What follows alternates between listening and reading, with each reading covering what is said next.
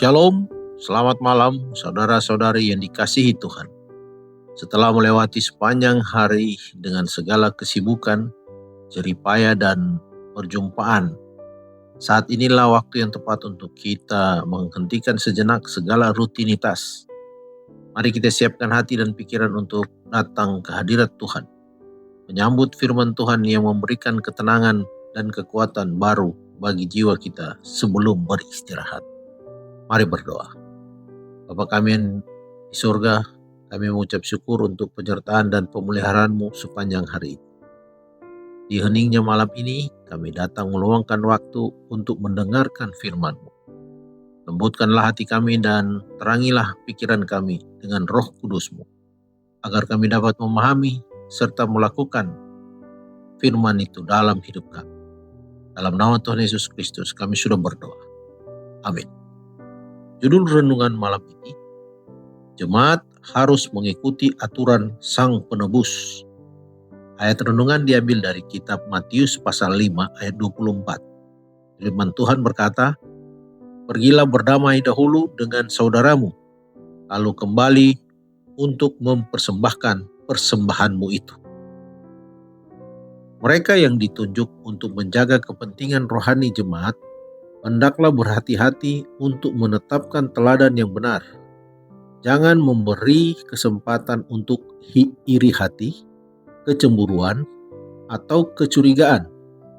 Teruslah memanifestasikan roh kasih, rasa hormat, dan kesopanan yang sama yang ingin mereka anjurkan kepada sesama anggota jemaat mereka. Tekad yang tekun harus diadakan kepada pengajaran firman Allah. Biarlah setiap manifestasi permusuhan atau sifat kasar diperiksa. Biarlah setiap akar kepahitan dihilangkan. Ketika masalah muncul antara anggota jemaat, aturan juru selamat harus diikuti secara ketat, supaya upaya yang mungkin harus dilakukan untuk mewujudkan rekonsiliasi. Tetapi jika pihak-pihak yang bersikuku masih bertahan dalam perbedaan, mereka harus disingkirkan sampai mereka dapat selaras. Atas terjadinya pencobaan di jemaat, biarkan semua anggota memeriksa hati mereka sendiri untuk melihat apakah penyebab masalah tidak ada dari dalam. Dengan kesombongan rohani, keinginan untuk mendikte, kerinduan yang ambisius untuk kehormatan atau posisi, kurangnya pengendalian diri oleh kegemaran akan gairah atau prasangka, ketidakstabilan atau kurangnya penilaian jemaat dapat terganggu dan kedamaiannya dikorbankan. Kesulitan sering disebabkan oleh penjual gosip yang membisikkan petunjuk dan saran meracuni pikiran yang tidak curiga dan memisahkan teman-teman terdekat. Pembuat kejahatan dibantu oleh pekerjaan jahat mereka bersama-sama. Banyak orang yang berdiri dengan telinga terbuka dan hati jahat mengatakan, "Laporkan, dan kami akan melaporkannya." Dosa ini seharusnya tidak ditoleransi di antara para pengikut Kristus.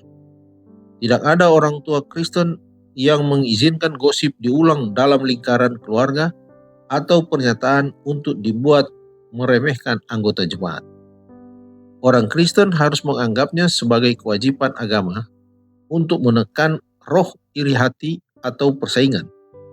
Mereka harus bersukacita dalam reputasi superior atau kemakmuran saudara-saudara mereka, bahkan ketika karakter atau prestasi mereka sendiri tampaknya diremehkan. Kita harus mencari kebaikan sejati daripada keagungan.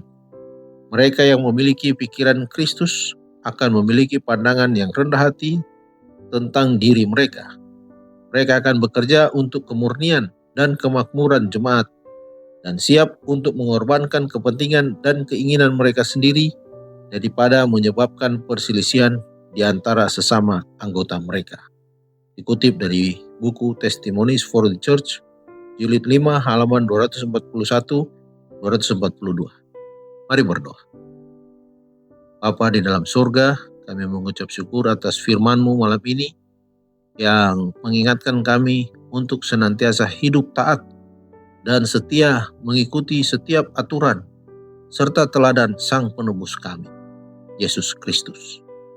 Ajar kami untuk menyerahkan kehendak diri kami di bawah ketetapan-Mu, agar hidup kami sebagai jemaat dapat terus memuliakan nama Tuhan dalam setiap kata dan perbuatan. Kini kami menyerahkan waktu istirahat malam kami ke dalam tangan-Mu. Lindungilah kami dan seluruh keluarga dari setiap bahaya.